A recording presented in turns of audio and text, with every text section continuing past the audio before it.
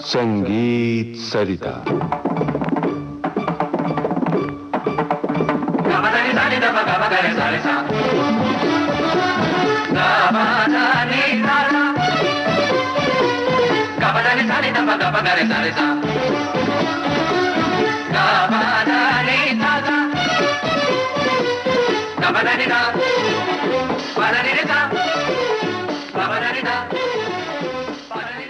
प्रस्तुत है श्रृंखला सरोद का सुर संसार। प्रस्तुत कर रहे हैं पंडित बृजनारायण। आपसे बातचीत कर रही हैं कांचन प्रकाश संगीत। और आज इस श्रृंखला की 14वीं और अंतिम कड़ी हम आपको सुनवा रहे हैं। श्रोताओं नमस्कार। सरोद का सुर संसार इस श्रृंखला में आज हम आपसे पुनः मिल रहे हैं।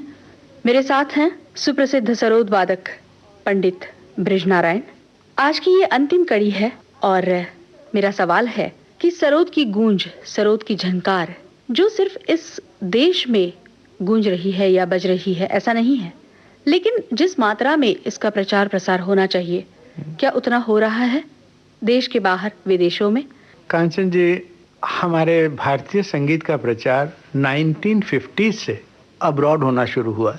सबसे पहले उस्ताद अली अकबर खान साहब और मेरे ताऊ जी पंडित चतुरलाल जी विदेश गए और वहाँ जाके इन्होंने हमारे संगीत का बहुत अच्छा परिचय वेस्टर्न वर्ल्ड को दिया जी, कि इस संगीत में क्या क्या होता है, हम लोग किस तरह से इस संगीत को बजाते हैं, हमारा क्या मकसद है इसको बजाने का। और उसके बाद 1964 में मेरे पिताजी और मेरे ताऊ पंडित चतुरलाल जी फिर से यूरोप के दौरे पे पहली बार गए।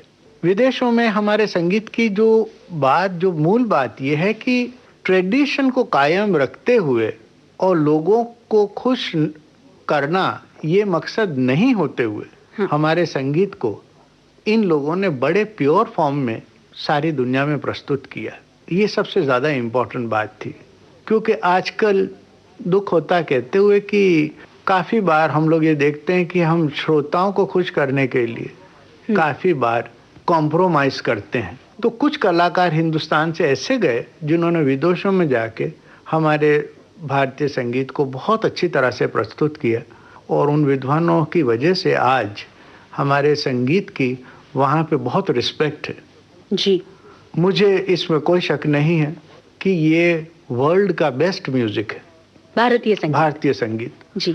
और इसके जो कलाकार हैं, उस्ताद अली अकबर खान सरोद वादक, मेरे पिताजी पंडित राम नारायण जी, चतुरलाल जी, निखिल बैनर्जी, ये सब लोगों ने विदेशों में जाके हमारे संगीत का बहुत अच्छा प्रसार किया है। सरोद तो बजा ही, सब जगह जाके बजाया लोगों ने और बहुत अच्छे अच्छे लोगों ने इस वाद्य को दुनिया के हर कोने में बजाया है जी। हिंदुस्तान में और विदेशों में ये रहा है कि हिंदुस्तान में हमारे संगीत के बारे में जो जानकारी हर इंस्ट्रूमेंट के बारे में वो बहुत ही कम गई है एंटायर संगीत को लेके जी। सरोद की खास बातें क्या है, उसकी ज़्यादा जानकारी हमारे श्रोताओं को, हमारे यहाँ पे लोगों को अधिक मिली नहीं है जो कि मिलनी चाहिए। मैं वही कहना चाह रही थी। हाँ जी। और उसी तरह दूसरे इंस्ट्रूमेंट है जैसे सारंगी यहाँ पे अकम्पनिंग इंस्ट्रूमेंट करके ही रहा जी। मगर विदेशों में जाके जब वहाँ के लोगों ने इसे सुना, इसके गज को देखा, इसके बजाने के तरीके को देखा, तो उनको इसमें बहुत समानताएं मिली। समानताएं जैसे कि वायलिन का गज कैसे चलता है, वियोला का कैसे चलता है, तो सारंगी का कैसे चल रहा है, इसमें इन्होंने क्या काम किया। तो मैं कह रहा था कि इंस्ट्रूमेंट्स, म्यूजिक, भारतीय संगीत, ये विदेश के लोगों ने किस तरह इसको अपनाया है और इसकी क्या जानकारी लोगों को मिली है जी। Music on the whole instrument एक माध्यम है एक्सप्रेशन का, उस पे भारतीय संगीत बज रहा है जी। तो ये जो अनुभव है ये विदेश के लोगों ने बहुत अच्छे ग्रहण किए।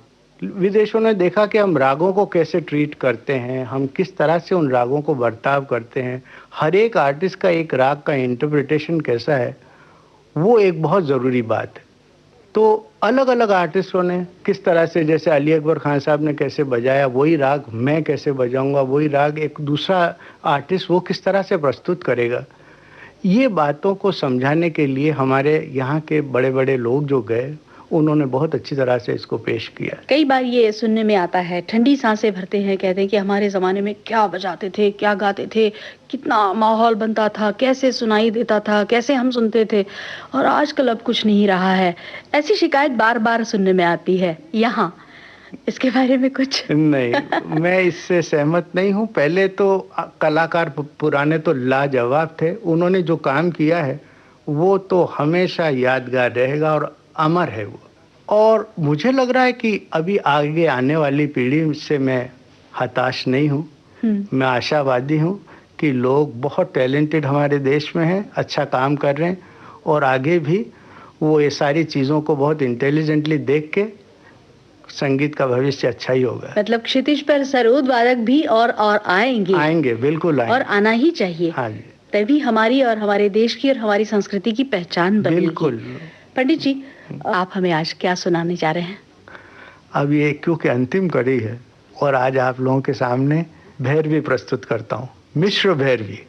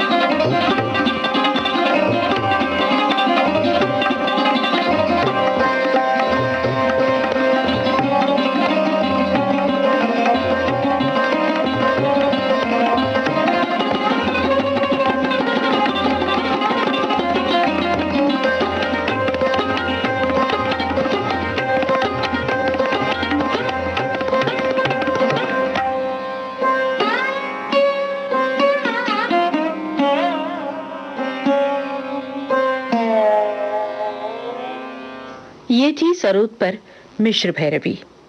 श्रोता मित्रों, इस तरह से सजा हमारा सरोद का सुर संसार। इसे सजा रहे थे प्रख्यात सरोद वादक पंडित बृजनारायण। ये श्रृंखला अब यहीं समाप्त होती है। नमस्कार। नमस्कार। सरोद का सुर संसार, इस श्रृंखला की 14वीं और अंतिम कड़ी आज आपने सुनी। पंडित बृजनारायण ने इस श्रृंखला को प्रस्तुत किया और इनसे बातचीत की कांचन प्रकाश संगीत ने। तबला संगति बालकृष्ण अय्यर की थी। कार्यक्रम में तकनीकी सहयोग दिया दिनेश दाभोलकर ने। प्रस्तुति सहयोग वीणा राय सिंघानी का था। कार्यक्रम की संयोजिका कांचन प्रकाश संगीत।